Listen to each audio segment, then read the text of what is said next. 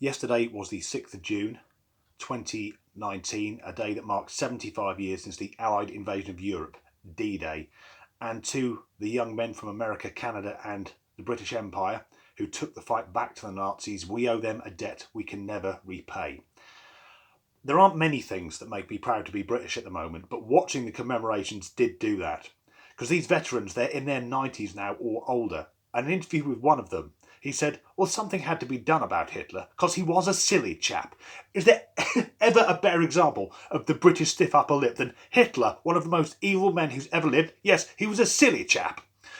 And it was in the news, the two veterans who parachuted in, aged 94 and 95. How hardcore is that?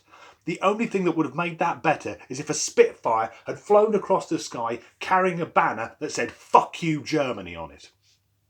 Then last night I was watching Question Time and the question was asked, will there ever be a generation as great as the war generation? And I'll answer that now. No, there fucking won't.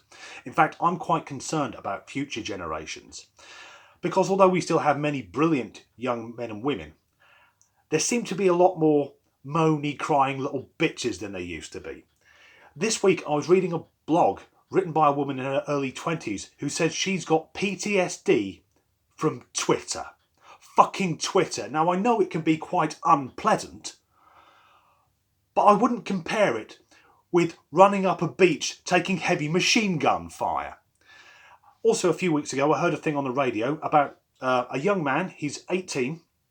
Say you can let him off because when you're that age you think you know every fucking thing but you don't.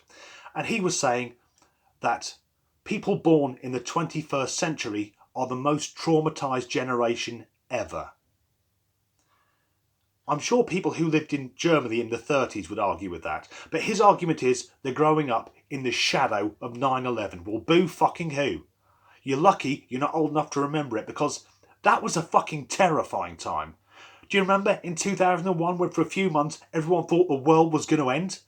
And I'm not proud to say this, but if you were walking down the street and coming the other way with someone who looked a bit Arabic with an accent, you fucking crossed over. Yeah, coming over here with your van load of anthrax. And of course I was an adult then. I grew up in the 80s and we didn't have anything to worry about other than the constant threat of nuclear annihilation. But I still think we had it a lot better than people in the 40s. When they went to bed not knowing if the house was going to get bombed, and if you were a lad, 17 and a half, great, you're off to be target practice for the fucking Nazis. So it got me thinking, what would happen if you could transport fucking snowflakes from today back in time to the Normandy landings? Well, first of all, you'd have trouble getting him on the landing craft because there's no clearly defined safe space. But I honestly think they'd all be dead before they even reached the beach. And here's the weird thing, they'd all be shot through the back of the head.